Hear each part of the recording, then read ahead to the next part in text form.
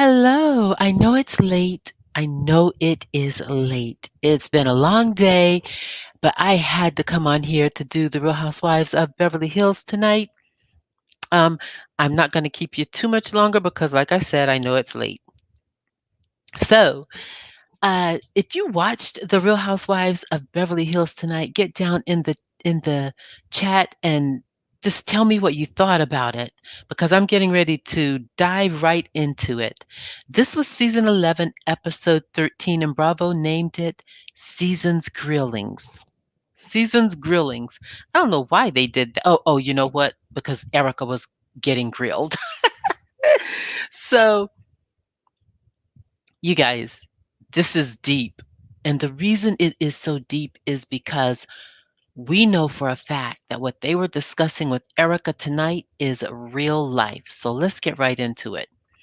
If you recall, last episode, they left off with Sutton forming this meeting with all of the ladies to discuss how she is going to handle Erica moving forward. And what she said last week was, I am not sure about how much I want to be around my friend at this time. And she went on to say she was protecting herself. And I can get with that. I can really get with that. I'm telling you, tonight's episode picked up at that point. And so we're going to move on into it and we'll see what Sutton does right here at the very end. Some of you may have already seen it. Um, you guys, I have a troll and it is, can you guys tell me, has your Google changed? Like when you select Google, has Google started to ask you to tell them, this is Google, this person right here that just popped in, because they pop in and they pop out. Google is a troll. They are following me and they are vicious, you guys. I'm about to take them to court. I'm sorry. I didn't want to go there tonight, but I am. Um, Now, I want to know when you guys log into your Google, and Google's probably going to um, prevent my views after this, because when you log into your Google, has it changed face from the way that you had it set? My Google has changed face, and I want to know if anyone else's Google um, icon has changed face. I'm going to look into that tomorrow. I'm going to walk into a technology store and ask them some questions and show them some things. I digress. I need to move on and talk about Seasons Grillings, okay? So, this episode picks up where it left off last weekend with Sutton saying that she's not sure about how much she wants to be around Erica at this time because she is protecting herself. Um, so Lisa Rinna, in her confessional, and you guys, I'm beginning to see why people dislike Lisa Rinna so. I liked her on the soap operas because I thought she was a great actress. I do believe she has the quintessential personality of an actress because actresses are a little bit wild and hazy in the brain and they are narcissistic. And all of that explains Lisa.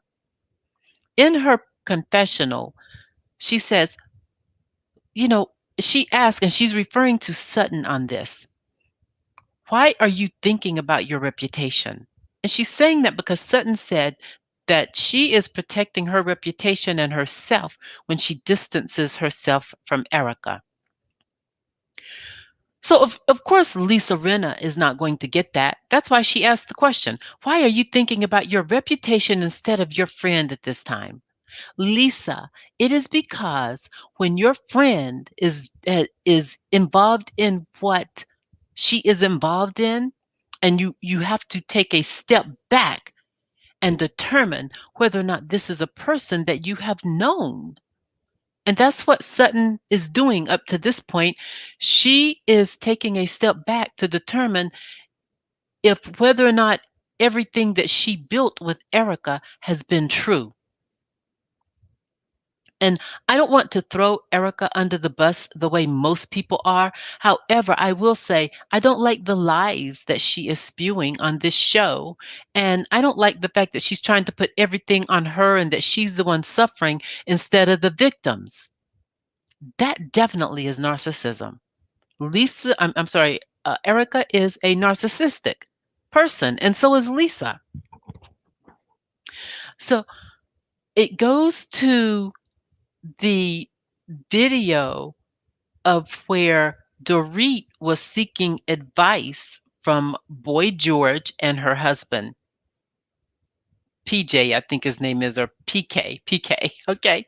She's seeking advice from them, and they are telling her um, that it's possible that Erica might not have known about it. But we're going to see in later episodes where PK and Mauricio are seated with Dorit and Kyle, and they have a difference of opinion now. Okay, we'll see that. Okay, they also are talking about how one of the partners at Tom Girardi's law firm 10 years ago told her husband, "You need to leave this law firm." This was 10 years ago. They're reading this in the LA Times. They're holding up the paper and reading it in the LA Times. So she told him this 10 years ago. You guys, that's a good wife.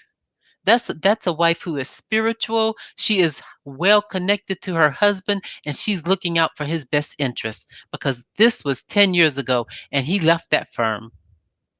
Unfortunately, Tom Girardi's son-in-law only recently left, like a year ago. So it goes over to Sutton, and Sutton says, "I think she has lied to us." That's what Sutton says. So we have to remember this. This is what's going on in the beginning. The whole show was really about Erica, and it was good. This was worth it. So Dorit says that Erica told her that there had been a decline in Tom Girardi's mental state for the past 3 years. Yet all of this stuff happened more than 3 years ago. So they have all of these questions going on.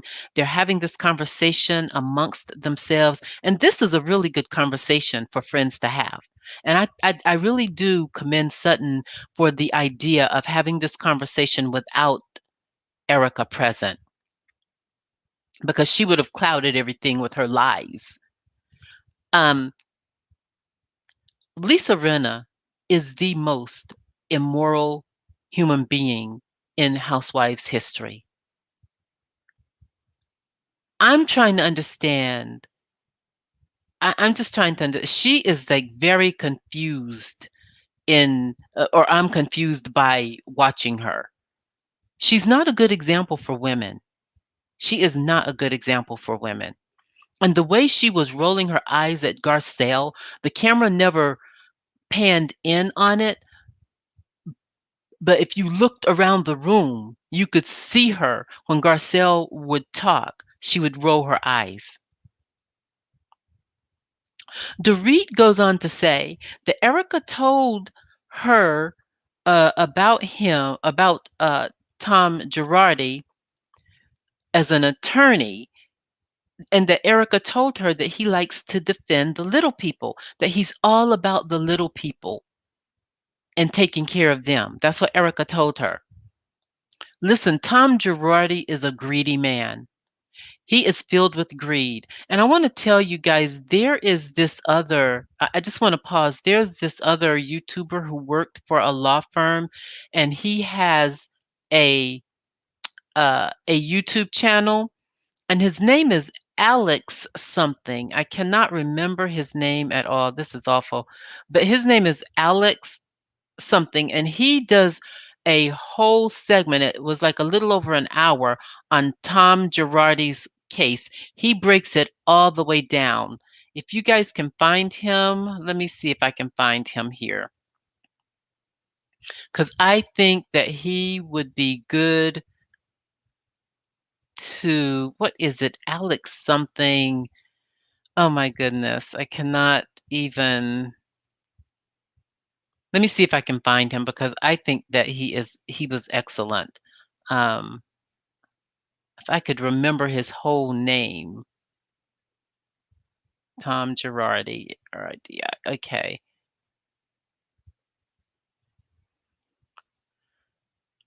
Oh, here he is. His name is Alex Salter TV. So that's AlexSalter TV. I'm going to put it in the chat here. I'm going to put it in the chat here. Um, hey, Reality Check TV. I'm speaking of the Real Housewives of Beverly Hills. Did you not see the title in the did you not see the title? I just now put it in the chat. It's Alex Salter TV, and he's on YouTube. If you get a chance, check him out because he used to be in law. He breaks down the entire case. Okay, this is it right here. I've put it in. Alex Salter TV. I'll leave it up for a while. Um, so for you who are just checking in, I'm talking about the Real Housewives of Beverly Hills. This is Vlog Media Breeze, journalism in a vlog, and I am talking to you. I come on here and do commentaries about the Real Housewives, and so you may have to rewind it if you've missed it.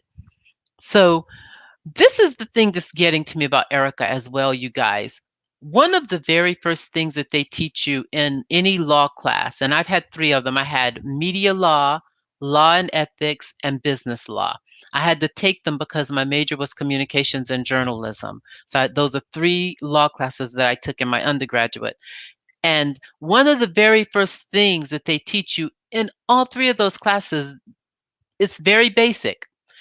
The professor stands there and he tells you, I want to let you know today, ignorance of the law is no excuse, which means if you break the law and you say, oh, I didn't know this or I didn't know that or I wasn't in on it,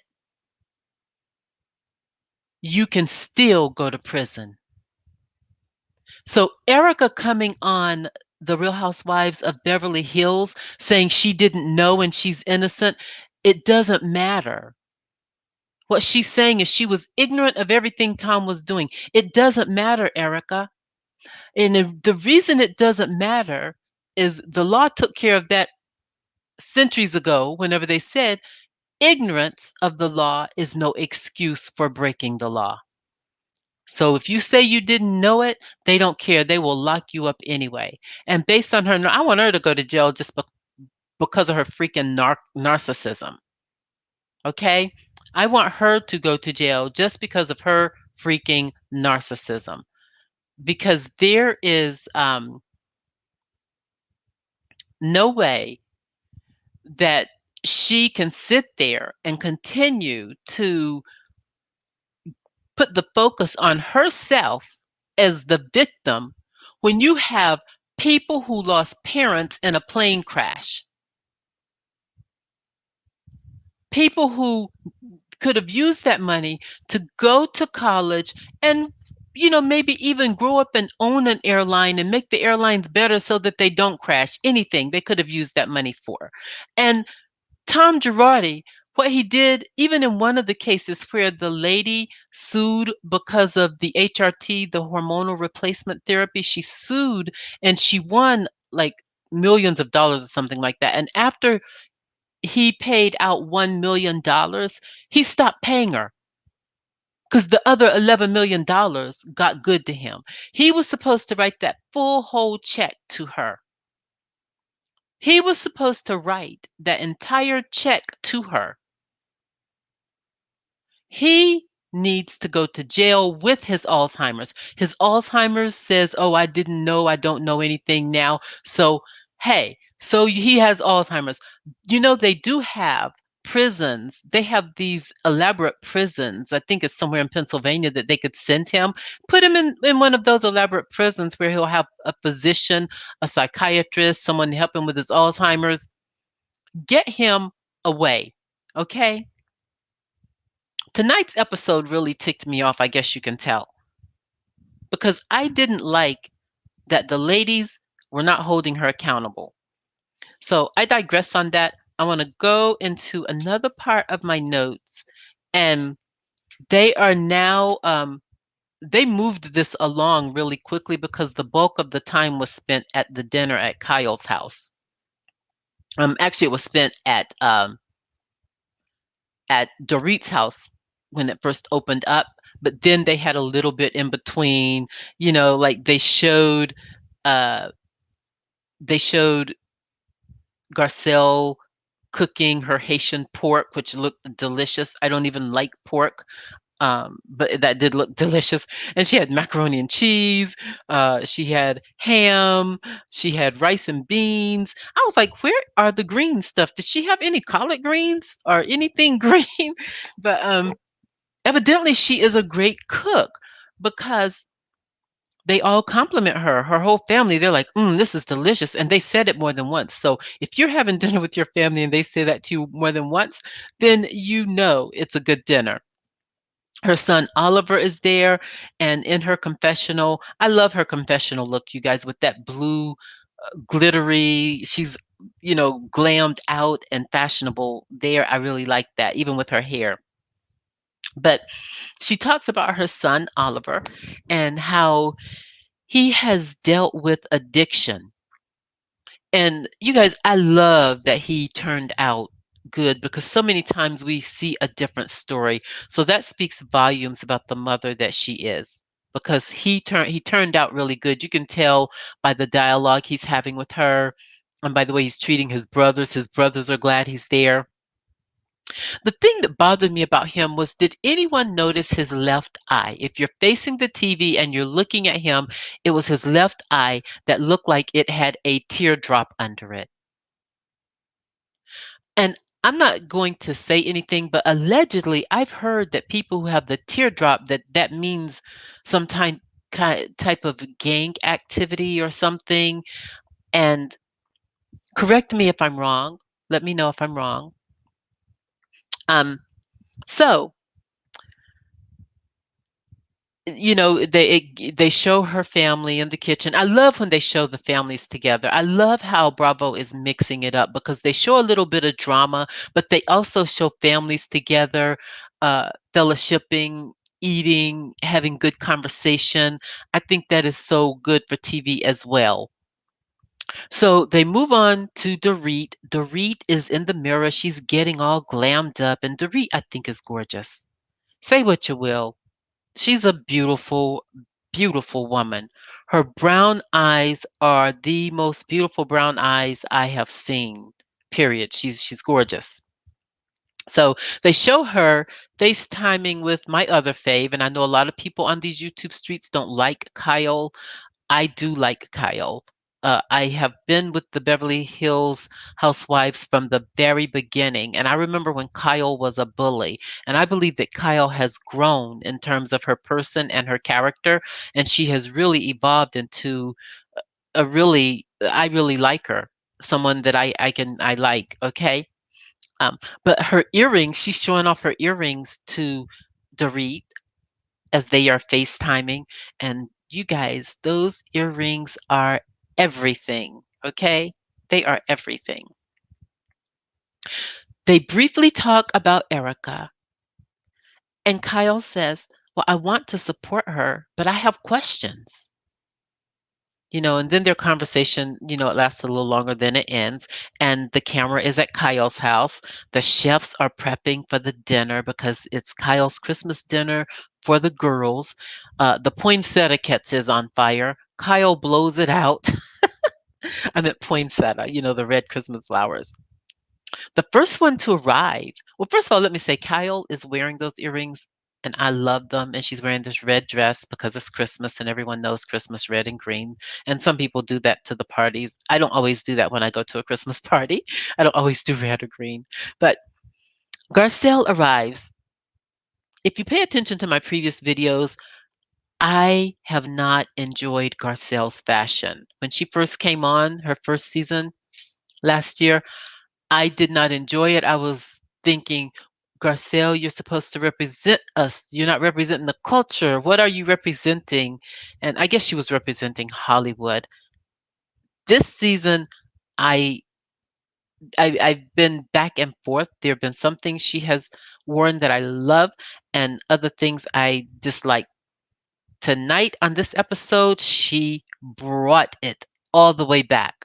Her hair pinned up and the outfit was everything. It looked gorgeous on her. I loved the whole thing from head to toe, her makeup, everything. Because Garcelle's a beautiful woman.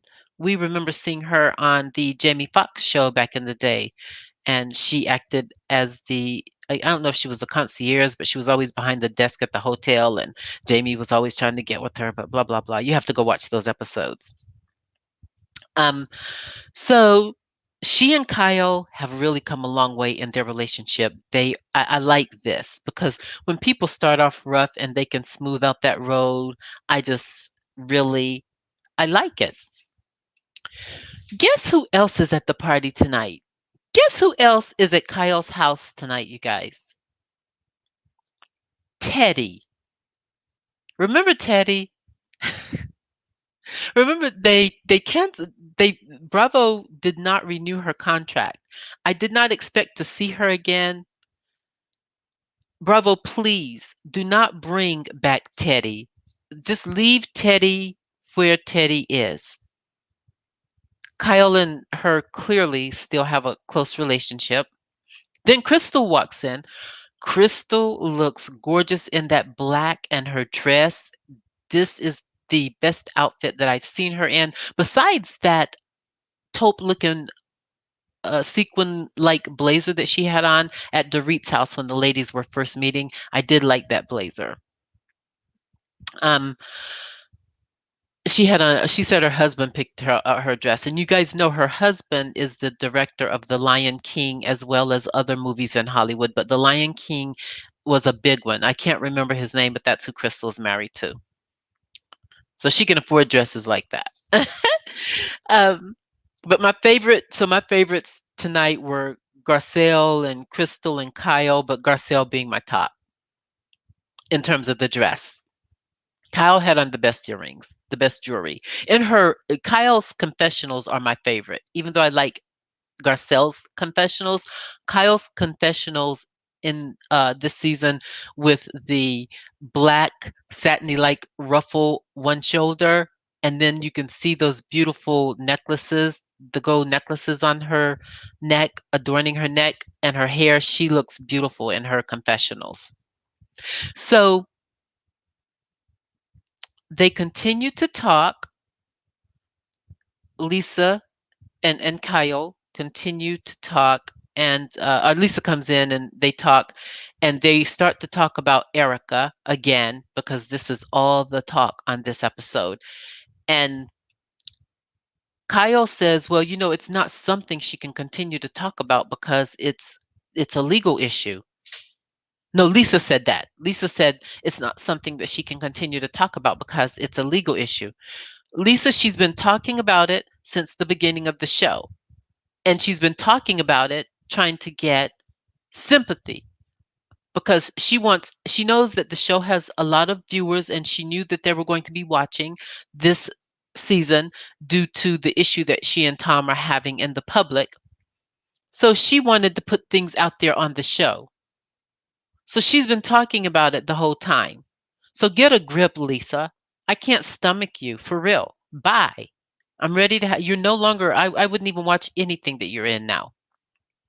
At any rate, Kathy is keeping her distance from everything.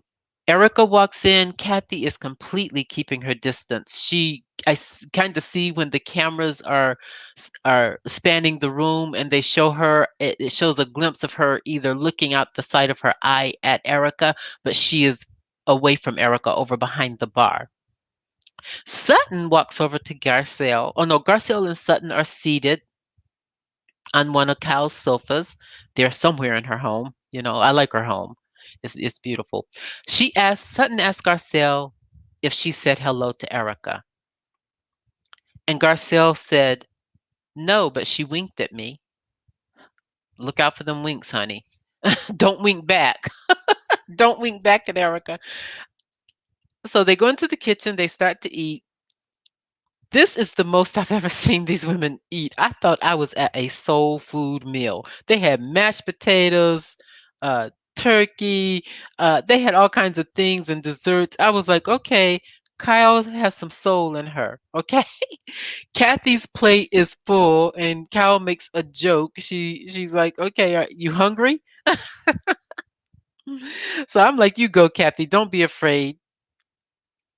Um, Erika and Kyle, and you can tell this was a production setup because Kyle is originally in the room with all the ladies, where they're eating, and she just has to get up and go back in the kitchen because Erika is in there, and they're getting the food. And Kyle says how Erika looks so beaten down, and it makes her feel bad for her.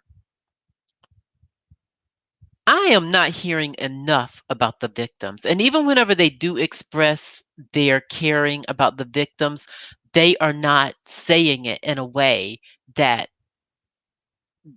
that is really about the victims. They're saying it to still kind of appease Erika. It just seems.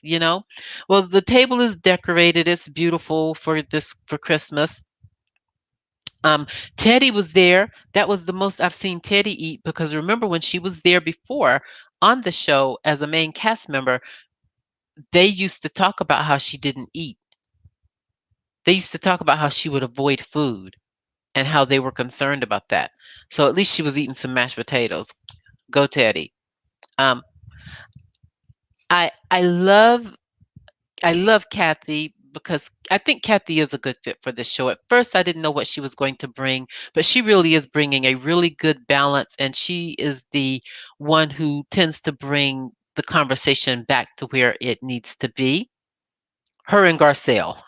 Garcelle really brings it back, but Kathy brings it back too. And she talks about how they're at the table talking about what they, wish for everyone, and she wishes health and happiness to everyone. Blah blah blah. So Erica says, all of this is really happening. It's really happening right before my eyes. And I just really want to say, please, someone excuse her from the table. Sutton says to Erica, after Erica says that, this is when the conversation opens up, guys. Sutton says, but are you truly blindsided? Because it seems you could get information before it hits the press. And Erica looks at her, gives her some BS answer. Then it's Crystal's turn. Crystal says, I was so sad about Tom and what happened 3 years ago. Yet I noticed things started to happen before 3 years ago. And that's my question. Erica says, I'm not answering anyone's questions. Only he has the answers. Oh my goodness, girl. Uh, Someone give her an Oscar. you know. Okay. Um Hi Tammy Wright. Oh, don't wink back. You're saying that because of what I said earlier. Yeah, don't wink back. um so Garcelle says in her confessional, because Dorit, of course, puts her mouth in it, encouraging everyone to be more supportive of Erica. And I'm just paraphrasing and summarizing what she said. Her whole statement at that point was trying to gain support for Erica. So Garcelle, in her confessional right after that, says, listen, I don't remember Dorit being that supportive when we had our sister circle moment. And I don't either, Garcelle. They, they are being two-faced, Dorit and Sutton, because Dorit goes on to say she's the one who spills the beans and gives it to Erica and says, we all met the other day and Sutton wanted us to get together. This is what Sutton was talking about when she said to Dorit, I think you threw me under the bus. You'll see that later. Sutton wanted us all to get together. And so Erika says, so you all created a committee about Erika. And they all say, no, no, no, no. Are you kidding me? Everybody backed up. They have even been having their own remote conversations about Erika. And now they're all, oh, no, no, no. I mean, are they that afraid? Are they that afraid? Yeah, Dorit is very fake. I'm disappointed because she's not always fake. Like she doesn't if you push her, she'll come out like she did with Kyle the other week. But most of the time she's fake. And I don't like that about her tonight. Anyway, she should have stood up and asked the same questions and said the same thing that she said whenever they met at her home. So they all start to call Sutton out, telling Sutton, um, you had a whole lot to say. Um, this is not what you said. Kyle goes, we want you to be, Kyle says, we want you to be more clear. That's what she said about Sutton. That Sutton said, we want you to be more clear or something like that. Anyway, they were all throwing Sutton under the bus. They're all throwing Sutton under the bus after meeting with Sutton and being in agreement with her about Erika, except Lisa Rinna wasn't. But she's immoral, so don't expect much out of Lisa Rinna, okay? And the thing that really was stunning to me is they were all jumping on Sutton. And Erika is the one you need to be jumping on like that. She lied to all of you, and you all know she lied, talking about Tom had an accident, his car went over a cliff, and there was a woman in it with him. Where is the woman? Erika is about as dumb as a doornail. I'm telling you, no wonder she had to strip. She didn't have sense enough to do anything else. Who It's just ridiculous. She just makes up the dumbest lies. And she's a straight faced liar. She sits there in her confessionals with a straight face lie. Yeah, that's what Garcelle said. Garcelle, I'm going to get to that and what I thought about that. Okay. Um, then Sutton asked the question to Erika, why are the papers saying that $20 million went into your LLC? Now, that was a good question. That was Sutton bringing it back for me. That was good, Sutton. Okay. Now I think you have a little bit of a backbone. Garcelle, in her confessional, says that she's bothered because Erika seems to be, angry with them, but she hasn't seen her anger towards Tom about what Tom did. She's saying she hasn't seen that at all. Dorit says out loud, you read the headlines, these headliners, and it's hard because you have the orphans and the widows, and it's just really hard. And Lisa Rinna asked her, where did the 80 million go? And Erika says, ask him. Okay, Erika, whatever. I think they're afraid of Erika too. Shay Shay says they are afraid of Erika somehow. They are. I think so too. And I think they know more about Erika and Tom than we seem to know because if you go over to the channel, remember I put up earlier about Alex Salter TV? I'm going to put it up again because when you are through here, I want you all at some point this week, if you have an opportunity, it would be a good idea to go over there and look at what he says about it, because he says that Tom Girardi made threats to people because he has very good connections. He even donated to the Joe Biden campaign, you guys, last year. You can't take money from anybody, people. Do not ever take a bribe. Do not ever take a bribe. How is it that these politicians do not know he's crooked? Alex Salter TV said that he threatened the the people that he owed money to, that if they said anything about him, that the judges would rule against them or something like that in court, because he has connections with these judges. And he put it in writing. I'm going, you're an attorney. Why would you write someone a threat like that?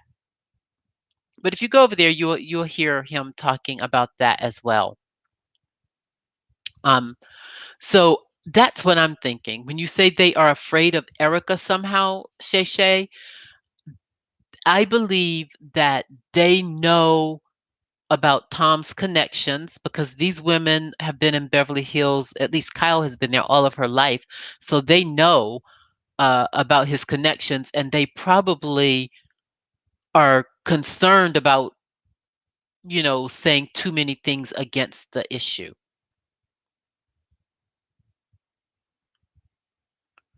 Um, so I just, I digress on that point. I think that you guys get where I'm going there. So it goes on. Okay, where did I get to? I'm sorry, you guys. Let me look at my notes. Where did I get to? Oh, Lisa Rinna had said, did the 80 million go to? And she says, ask him. Sutton talks about in her confessional that she's disappointed in Dorit. Well, Sutton, we're disappointed in you. Both of you have weak backbones. So there. And then Teddy has to put her 2 cents in. The only thing, I didn't even write what she said, you guys. I just wanted her to shut up.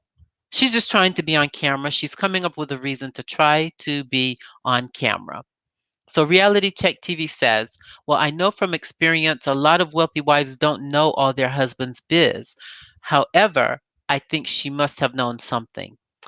I think that if she did know something, it's possible that she was afraid to speak about it because she was in the same house with him. And you all, this is in reality how the mind works, okay?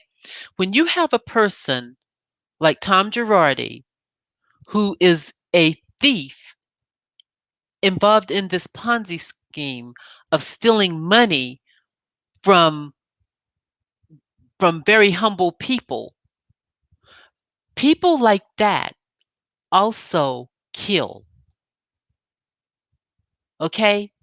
People like that also do harmful things to other people physically. I'm not saying that he does. I'm just saying people who have that mindset are linked to doing harmful things to other people.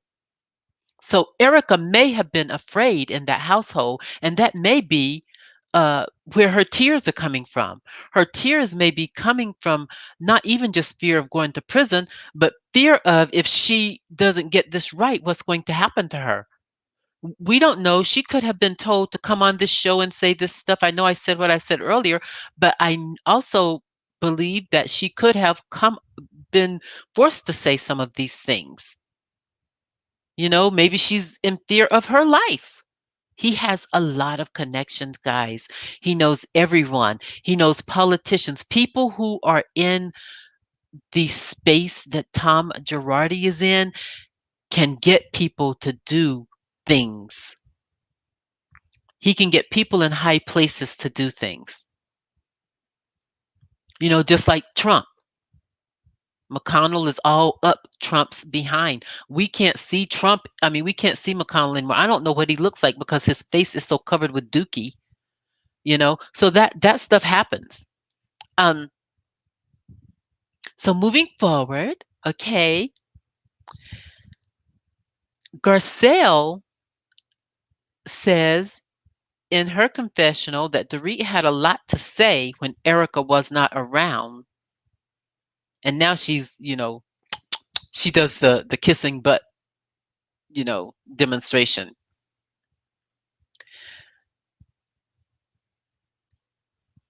Garcelle also says to Erika, listen, I don't know, but all I know is this.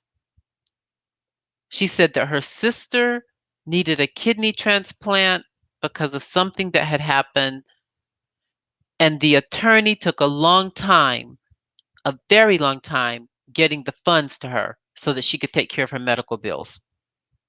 So all she knows is if Tom Girardi did this, then F Tom. Who was it that said that earlier? Someone said that. It was Galaxy. Yes, that's what she says. And then you know what Erika says after this that really stuns me, and I don't think many people caught this, but if you look at the reruns, go back and pay attention to this part because after Garcelle said that, Erika said the words that, well, what went on with that lawsuit is absolutely terrible, and he will have to pay for it if, in fact, it's true. Did anyone catch her saying that? She said, she said, and she was referencing her husband, Tom Girardi, if in fact it's true. But then we see she does a total 360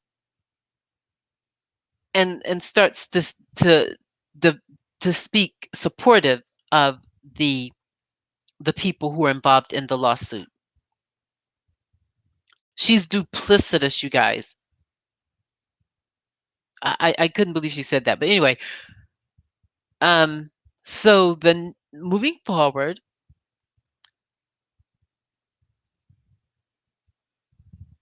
Garcelle goes on after Erika says that, and she says, um, you know, some people support you and others don't because they know they've known you longer.